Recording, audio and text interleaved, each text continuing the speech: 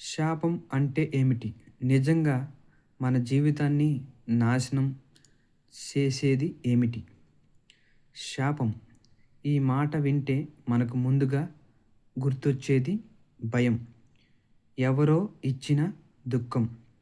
ఎవరో వేసిన మాటల బాణం.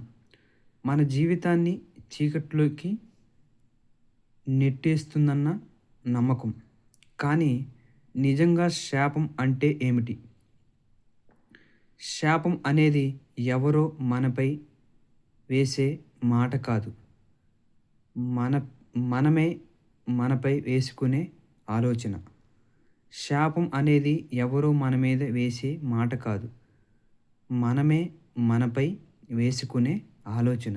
అవును, మనసులో పుట్టిన నెగెటివ్ భావమే అత్యంత ప్రమాదకరమైన శాపం. ఒకరు మీకు చెప్పారు అనుకోండి. ఒక విషయాన్ని ఒకరు మీకు ఇలా చెప్పారు అనుకోండి.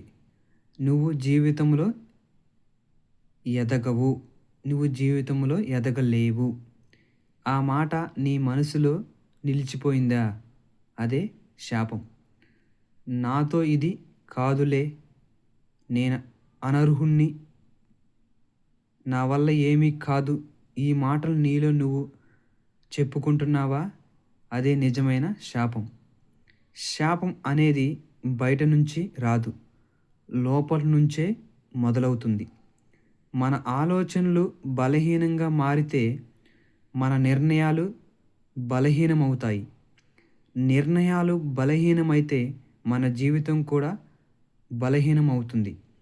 అప్పుడు మనమే అంటాం, నా జీవితం శాపగ్రస్తం.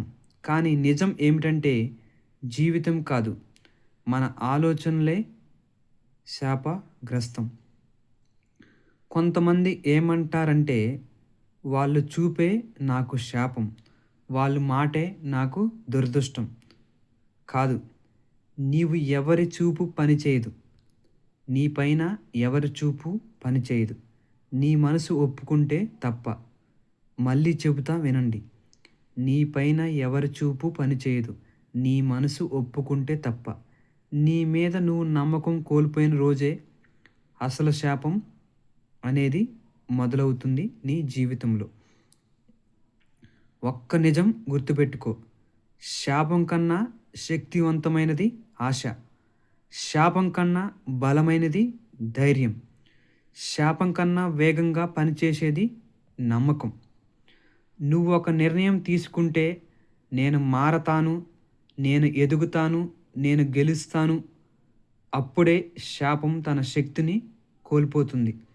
ఎవరో నీ గురించి ఏమనుకున్నా నీ భవిష్యత్తును నిర్ణయించేది వాళ్ళ మాటలు కాదు, నీ నమ్మకం.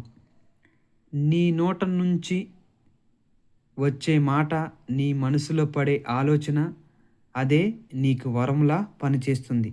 అదే నీకు శాపంలా మారిపోతుంది. కాబట్టి ఒక్క మాట గుర్తుపెట్టుకో, నాపై ఉన్న ఏ శాపాన్నైనా నా నమ్మకంతోనే నేను జయిస్తాను. ఎందుకంటే మనసు బలంగా ఉన్న వాడికి ఏ శాపం పనిచేయదు. శాపం భయపడే వారికి నిజం అవుతుంది. ధైర్యం ఉన్నవారికి కథ మాత్రమే అవుతుంది. శాపం అనేది భయపడే వారికి అది శాపంగానే కనపడుతుంది. కానీ ధైర్యం, నమ్మకం ఉన్నవారికి అది ఓ కట్టుకథలా ఉంటుంది.